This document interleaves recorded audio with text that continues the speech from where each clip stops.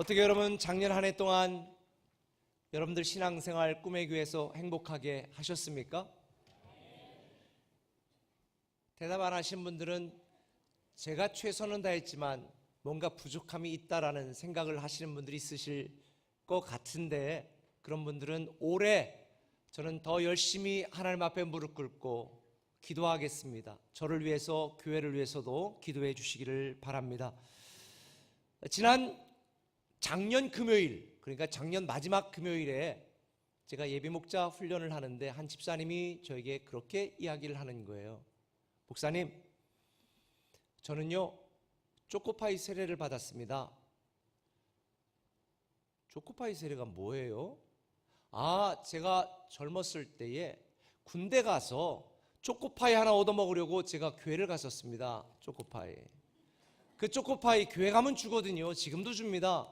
그래서 교회를 갔는데 그때 초코파이 얻어먹느라고 교회를 갔는데 그때 얼떨결에 또 세례 준다고 그래서 세례까지 받았습니다. 초코파이 세례입니다. 그리고 한동안 교회를 떠나고 살다가, 그리고 10여 년 전부터 교회를 다녔는데 거의 썬데이 크리스찬처럼 다니다가 꿈의 교회에 와서 복음이 무엇인지, 예수 믿는 축복과 행복이 무엇인지를 깨닫고 얼마 전에 침례도 다시 받았습니다. 그렇게 고백을 하더라고요. 근데 우리 집사님하고 제가 그날 초코파이 세례에 대해서 제가 좀 묵상을 하다가 한 가지 인사이트를 받았습니다. 여러분, 초코파이가 예전에는 광고를 어떻게 한 줄 아세요? 말하지 않아도 알아요, 초코파이종, 이거 했잖아요. 근데 2012년도부터 이 초코파이 광고가 바뀌었어요. 어떻게 바뀌었는지 궁금하시죠? 새해 여러분들에게 좀 웃음으로 시작하도록 제가 영상을 좀 보여주려고 그러는데 괜찮겠어요? 먼저 보겠습니다.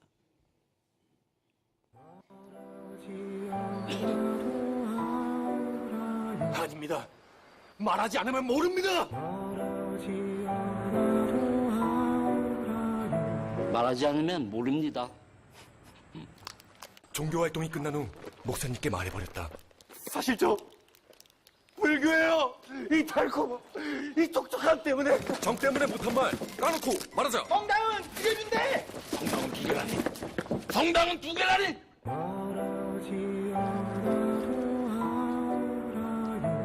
이젠 말 안 하면 몰라요. 말 안 하면 모른다니까. 처음 놀러간 여자친구 집에서 말해버렸다. 나 사실 깔짱 깔았어. 정 때문에 못한 말 까놓고 말하자. 그래도 앉은 키는 나보다 크네.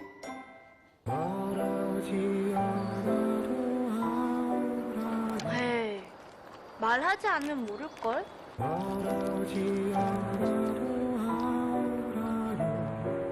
이젠 말하지 않으면 몰라요. 생일 1년 사귄 남친에게 말해버렸다. 사실은 나 오빠보다 나이 많아. 정 때문에 못한 말 까놓고 말하자. 누나 개띠세요? 그래, 내년이 개띠다. 저는 이 초코파이종 생각을 하다가 성경 말씀이 생각이 났어요. 한번 읽어보실까요? 오늘 본문 말씀입니다. 성경 말씀은 마태복음 5장 14절에서 16절까지 말씀입니다. 우리 한 목소리 읽겠습니다. 너희는 세상의 빛이라. 산 위에 있는 등대가 숨겨지지 못할 것이요, 사람이 등불을 켜서 말 아래에 두지 아니하고 등경 위에 두나니 이러므로 집안 모든 사람에게 비치느니라. 이같이 너희 빛이 사람 앞에 비치게 하여 그들로 너희 착한 행실을 보고 하늘에 계신 너희 아버지께 영광을 돌리게 하라. 아멘. 사실 작년도 한 해에 참 많은 일들이 있었잖아요. 대통령이 탄핵되는 일도 있었고, 그리고 우리 꿈의 교회적으로는 작년 6월 25일 날 글로리 채플이 설립이 되었고, 사실 이번 작년, 그러니까 마지막 주일만 해도 거의 500명 가까운 성도님들이 출석을 했는데, 정말 하나님께서 우리에게 부으신 은혜를 생각하면 정말 놀랍다라는 생각을 하게 됩니다. 그런데 우리 교회적으로 뿐만 아니라 이 종교적으로도 센세이션한 사건이 있었습니다. 이제 올해부터 시작되어지는 종교인 과세. 근데 이 종교인 과세 때문에 기독교가 얼마나 많은 욕을 먹었는지 몰라요. 보수 기독교 일부 목사님들이 이런 세금 내는 거에 대한 이런 건 아니다라고 이야기한 걸로 제가 댓글에 보면요, 정말 목회 그만두고 싶을 정도로 악플들이 얼마나 달렸는지. 탐욕스러운 목사들. 아니, 서울에 몇만 명 모이는 대형교회 목사님 예를 들면서 목사들이 이런 데 세금을 안 내려고 그런다 그러면서 얼마나 모멸감을 주는지 너무 속상했거든요. 그런데 왜 이런 일이 있을까? 설문조사를 해도 기독교, 불교, 이 천주교 이 3대 종교 중에서 신뢰도가 최하위예요.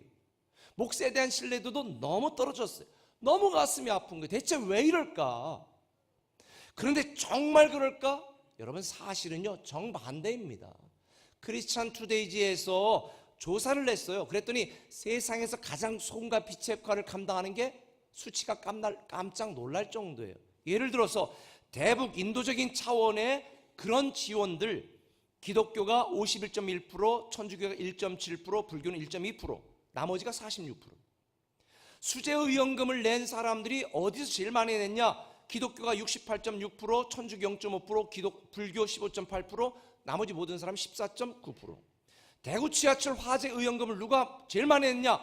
기독교 69.7%, 천주교 7.1%, 불교 12.7%. 해외 인도적인 지원을 어디서 많이 했냐? 기독교 64.9%, 천주교 3.4%, 불교 1.5%. 이렇게 기독교가 수많은 섬김과 나눔의 삶을 실천하고 있는데도 가장 탐욕스러운 종교가 기독교라고 욕을 하는데 너무 슬프더라고요. 왜 교회가 이렇게 욕을 먹고 목사가 탐욕스럽다고 욕을 먹고 있을까? 성경 말씀을 잘못 이해했기 때문입니다. 왼손이 하는 걸 오른손이 모르게 하라고. 그래서 교회에서 하는 모든 일을 감춰야 되는 것처럼 생각을 했습니다. 그런데 여러분, 이거 정말 오해입니다. 왜냐하면 주님께서 이 말씀을 하신 것은 헌금을 해도 나 헌금한다 광고하고 사진 찍고 헌금하는 바리새인들, 헌신을 해도 자기 의를 드러내는 바리새인들에게 왼손이 하는 걸 오른손이 모르게 하라고 이야기한 것이지, 정작 주님이 우리에게 하신 말씀은 정말 다릅니다. 16절에 정반대되는 말씀을 합니다. 이같이 너희 빛이 사람 앞에 비추게 하여 그들로 너희 착한 행실을 보고 하늘에 계신 너희 아버지께 영광을 돌리게 하라는 것입니다. 우리가 하는 착한 일들을 다 드러내서 하나님께 영광을 돌리게 하라는 거예요. 올해 종교인 과세가 시행이 돼서 우리 교회 교역자들도 다 냅니다. 근데 종교인 소득으로 저는 부교역자들 내라고 그랬어요. 왜냐하면 계산해 보니까 근로소득으로 하나 우리 부목사님이나 전사님들은 종교인 소득으로 하나 별반 세금 차이가 없어. 그런데 차이가 있어. 근로소득으로 내면 우리 모든 목사님들, 부목사님, 전사님들과 근로자로 고용계약서를 써야 돼. 근데 종교인 소득으로 내면 청빈계약서를 쓰면 돼요. 근로자로 할까요? 그러면 야간수당, 오늘도 그러면 야간수당 제가 많이 줘야 되는데, 주일마다 제가 주말수당도 줘야 되는데, 실제로 큰 교회는 그래서 노조가 생겼는데,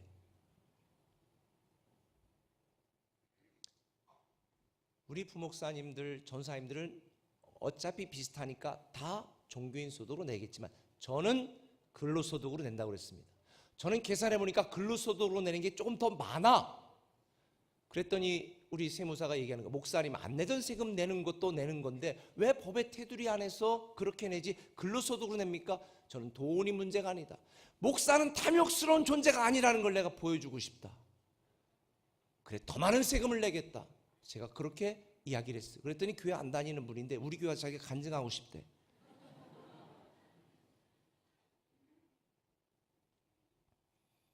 여러분, 저는 이제 우리 꿈의 교회가 착한 교회, 착한 성도가 되기를 저는 소망합니다. 이제는 우리가 하는 일을 감추고 숨기는 것이 아니라 내가 하는 일, 여러분이 사는 삶을 드러내어 하나님께 영광을 돌리고 복음의 통로로 쓰임받게 되기를 저는 간절히 기대합니다. 성경에도 말씀했습니다. 너희는 먹든지 마시든지 무엇을 하든지 하나님의 영광을 위해서 해라. 그런데 이거 아세요? 하나님의 영광은 너무너무 커서 우리가 하나님의 영광을 위해 살 때에, 하나님의 영광을 위해 살아가는 삶에서 하나님의 영광의 부스러기라도 우리의 삶에 떨어지는 순간, 하나님의 영광의 부스러기가 우리의 삶에 떨어지는 순간 그 부스러기는 놀라운 기적이 되고 위대한 축복이 될 줄 믿습니다. 하나님의 영광을 위해 살아가는 게 부담스럽다고요? 천만에요. 부담스럽지 않습니다. 먹든지 마시든지 하나님의 영광을 위해 살아갈 때에 그 영광의 한 조각이라도 우리의 삶에 임하는 순간 우리의 삶은 뒤집어집니다. 회사가 변화됩니다. 우리의 인생이 바뀝니다. 그래서 우리는 우리의 착한 행실을 드러내어 하나님께 영광을 돌려야 되는 것입니다. 저는 2018년도 우리 꿈의 교회가 착한 교회, 그 새로운 감동의 시작이 되기를 기대하고 있습니다. 여러분의 삶이 하나님께 감동이 되고, 여러분의 인생이 자녀들에게 감동이 되고, 자녀는 부모에게 감동이 되는 자녀가 되고, 우리 교회는 세상에 감동을 주는 교회가 되기를 저는 간절히 기대합니다. 이제는 우리가 교회 안에서만 은혜 받고 교회 안에서만 행복한 신앙생활이 아니라 교회 밖에서 은혜가 되어지고 교회 밖에서 축복을 경험하고 교회 밖에서 기적을 경험하는 여러분이 되었으면 좋겠습니다. 오늘날 기독교의 가장 큰 문제가 교회 안에 머물러 있기 때문입니다. 이제 교회는 교회 밖으로 나가야 됩니다. 성도들도 교회 밖으로 나가야 됩니다. 우리 교회가 추구하는 건강한 교회는 수고하고 무거운 짐진 자들아 다 내게로 오라, 와서 우리의 무거운 짐을 내려놓고 우리는 재충전을 받아야 됩니다. 회복돼야 됩니다. 근데 주님은 말합니다. 그러므로 너희는 세상으로 가서 너희의 착한 행실을 보여 하나님께 영광이 되게 하라. 실제로 사도행전을 보면은요, 사도행전에서 일어났던 한 40번 정도의 기적 중에서 한 번만 교회 안에서 일어났고 나머지 39번이 다 교회 밖에서 일어난 기적들입니다. 저는 우리 교회가 착한 교회가 되기를 기대하고 꿈꾸는 이유는 이제 우리의 기적과 간증이 교회 안에 머무는 것이 아니라 여러분의 삶에서, 여러분의 가정에서, 여러분의 직장에서, 여러분의 사업에서 그 놀라운 기적과 능력이, 간증이 쏟아져 나오기를 예수님의 이름으로 축원합니다. 착한 교회가 되면 그 새로운 감동의 시작이 여러분의 삶에서 현실이 될 것입니다. 내년도에 여러분의 사업장이 간증이 되게 만드십시오. 여러분의 자녀가 간증이 되게 만드십시오. 여러분의 직장에서 여러분의 삶이 간증이 되게 만드십시오. 그러면 착한 신앙을 가져야 됩니다. 제이디 그리어는 담장을 넘는 그리스도인, 크리스찬이라는 책에서 이렇게 말했습니다. 같이 한번 읽겠습니다. 교회의 역할은 창고를 얼마나 크게 늘리느냐가 아닌 씨앗을 얼마나 넓게 퍼뜨리느냐에 달려있다. 교회는 창고를 모아놓고 쌓아놓는 게 교회가 아닙니다. 이제 우리는 하나님이 우리에게 주신 모든 차원과 능력들이 나를 통해서, 교회를 통해서, 여러분을 통해 세상으로 흘러나가도록 만들어야 됩니다. 우리의 착한 행실을 보고 하나님께 영광을 돌리도록 만들어야 됩니다. 제가 몇 주 전에 착한 교회에 대한 이야기를 하면서 여러분에게 제언한 바 있습니다. 올해부터는 우리 교회는 헌금을 걷지 않지만 한 달에 한 번 정도, 마지막 주는 그냥 원하는 분들만 헌금을 거두려고 합니다. 그건 착한 헌금입니다. 우리 세종만 그렇게 거두면 한 1,000만 원 정도 헌금이 나옵니다. 그러면 그건 착한 헌금으로 아예 모아놓아서 우리 성도들 중에 지역을 위해 우리 교회가 착한 행실로 지역을 섬길 수 있는 좋은 아이디어를 이제 공모할 것입니다. 그러면 채택된 아이디어를 우리 교회에서 몇 개를 다 채택을 하고 그 아이디어를 함께 할 수 있는 사람들을 모집해서 착한 헌금은 전액 믿지 않는 사람들에게 착한 행실을 드러내고 그래서 하나님께 영광을 돌릴 수 있는 일들에 사용하려고 합니다.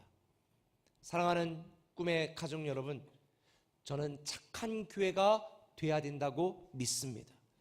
저는 지난 21년 동안 전통교회를 넘어 건강한 교회로, 건강한 교회를 넘어 성도를 섬기는 좋은 교회로, 좋은 교회를 넘어 교회를 섬기는 위대한 교회로, 교회를 섬기는 위대한 교회에서 교회 본질과 사명에 집중하는 새로운 교회가 되자고 지난 5년을 달려왔습니다. 이제 2018년도 올해부터는 이제는 이 교회 본질과 사명의 실천편, 다시 꿈꾸고 다시 시작하는 실천편, 착한 교회로 다시 도약하고 나가려고 합니다. 저는 이런 꿈을 갖고 있습니다.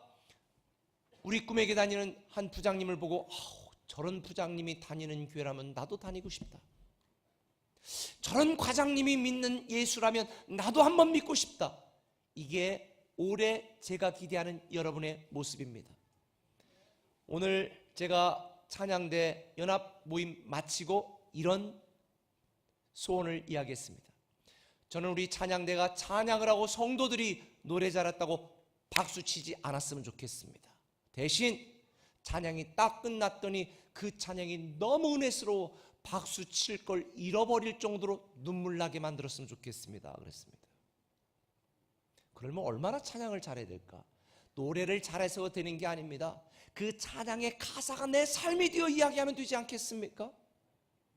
저는 올해 우리 꿈의 가족들의 모든 삶이 착한 성도의 삶이 되기를 소망합니다. 우리가 착한 성도가 되고 착한 신앙을 가지고 착한 교회가 되면 하나님은 우리 꿈의 교회를 통해서, 여러분을 통해서 교회에 대한 온갖 편견과 모독하는 세상 사람들에게 하나님만이 참 하나님이고 하나님 안에만 참 구원이 있다라고 하는 이 놀라운 사실을 증거하게 되리라 저는 믿습니다. 알다시피 착하게 산다는 거는요, 내가 좀 손해를 보더라도 다른 사람의 유익을 위해 산다는 이야기입니다. 착한 가게, 착한 기업, 자기 탐욕만 챙기고 자기 이익만 챙기는 걸 의미하지 않습니다. 그런 면에서 착한 교회는요, 원래가 착한 교회인 거예요. 왜? 교회는 교회 유익을 취하는 곳이 아니거든요. 희생하고 섬기고 사랑하는 게 교회 본질이잖아요. 그러니까 교회 본질과 사명에 충실한 교회는 본래가 착한 교회인 거예요. 저는 우리 꿈의 교회가 착한 교회가 되기를 소망하고 있습니다. 저는 착한 교회, 이 착한 교회에 대해 묵상을 하면서 그럼 착한 교회가 되기 위해서 어떤 성도가 되고 어떤 교회가 돼야 되지? 묵상하는데 제가 한 가지 깨달은 게 있어요. 성도가 되면 착한 성도 됩니다. 교회가 되면 착한 교회 됩니다. 우리가 뭘 할 것도 없어요. 원래 교회가 착한 교회고요, 원래 성도가 착한 성도인 거예요. 그러니까 성도가 성도 되면 돼요, 교회가 교회 되면 돼요. 이게 바로 본질과 사명으로 돌아가는 것입니다. 나의 이익이 아니라 하나님의 영광을 위해 섬기는 교회, 내 욕심을 위해 살아가는 것이 아니라 하나님의 기쁨이 되기 위해 살아가는 성도, 이게 바로 착한 성도, 착한 교회입니다. 제가 이렇게 말하면 혹시 여러분들 중에 어떤 분은 새해부터 무슨 큰일을 목사님이 저지르려고 하시나 걱정하지 마시고 부담 갖지 마세요. 여러분이 착한 성도가 하는 비결을 한 가지 말씀드릴게요. 마태복음 25장 23절입니다. 같이 한번 읽습니다. 시작. 그 주인이 이르되 잘하였도다. 착하고 충성된 종아, 내가 적은 일에 충성하였음에 내가 많은 것을 내게 맡기리니 내 주인의 즐거움에 참여할지어다 하고. 아멘. 어떻게 하면 돼요? 그냥 지금 맡겨진 일 열심히 하시면 돼요. 그냥 작은 일 맡긴 거에 충성하면 돼요. 쉽게 말하면 착한 부모 되면 되고요, 착한 집사 되면 되고요, 착한 장로 되면 되고요, 제가 착한 목사 되면 돼요. 사랑하는 꿈의 가족 여러분, 우리가 착하게 살면, 하나님의 영광을 위해 사는 착한 성도가 되면 하나님의 영광이 우리 안에 임하여 우리는 형통의 사람이 되고 축복의 사람이 되고 사랑의 통로가 되는 줄 믿으시길 바랍니다. 저는 2018년도 우리 꿈의 교회가 착한 교회, 그 새로운 감동의 시작이 되는 그런 교회가 되기를 소망합니다. 이런 교회가 어떤 교회일까? 구체적으로 여러분에게 말씀을 드리면 옆에 붙어 있는데요, 첫 번째, 전도하지 않아도 전도되는 교회입니다. 전도하지 말라는 얘기가 아니라 아우 저분 보면 나도 저분이 다니는 교회 가고 싶어, 이런 생각이 들도록 살자는 거죠. 강요하지 않아도 섬김 있는 교회, 아무 유익이 없어도 사랑하는 교회, 전통 형식 없어도 은혜 있는 교회, 많은 지식 없어도 변화되는 교회, 이게 우리 꿈의 교회, 착한 교회라고 저는 믿습니다. 사랑하는 꿈의 가족 여러분, 2018년도에는 여러분들이 착한 신앙을 가지고 하나님의 영광을 위해 살다가 하나님의 영광이 여러분에게 임하여 정말 여러분이 상상도 하지 못했던 놀라운 축복된 그런 한 해가 올해가 되기를 예수님의 이름으로 축원합니다. 마태복음 5장 16절은 말합니다. 그들로 너희 착한 행실을 보고 하늘에 계신 너희 아버지께 영광을 돌리게 하라. 올해 이 말씀을 묵상하시고 정말 착한 신앙을 위하여 함께하는 저와 여러분 되시기를 예수님의 이름으로 축원합니다. 우리 이 시간 잠깐 기도합니다.